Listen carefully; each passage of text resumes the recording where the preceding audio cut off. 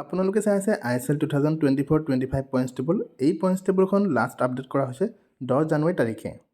কালি 9 জানুৱাৰী তাৰিখে চেন্নাইন FC আৰু উৰিষ্যা FCৰ মাজত এখন খেল অনুষ্ঠিত হৈ যায় আৰু এই খেলখন 2-2 গলত ড্ৰ হয়। সেয়েহে আজিৰ পইণ্টছ টেবুল এনেধৰণৰ। 1 নম্বৰত আছে মোহন বাগান, 14 মেটচ খেলিছে 32 পইণ্ট। 2 নম্বৰত আছে বেংগলুৰু, 14 মেটচ খেলিছে 27 পইণ্ট। 3 নম্বৰত আছে গোৱা, 14 মেটচ খেলিছে 26 পইণ্ট।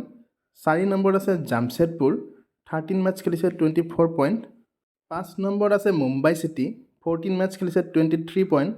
6 নম্বৰত আছে নৰ্থ ইষ্ট ইউনাইটেড, 14 মেটচ খেলিছে 22 পইণ্ট। 7 নম্বৰত আছে উৰিষ্যা, 15 মেটচ খেলিছে 21 পইণ্ট। 8 নম্বৰত আছে পাঞ্জাৱ FC, 13 মেটচ খেলিছে 18 পইণ্ট। 9 নম্বৰত আছে কেৰালা ব্লাষ্টাৰ্ছ, 15 মেটচ খেলিছে 17 পইণ্ট।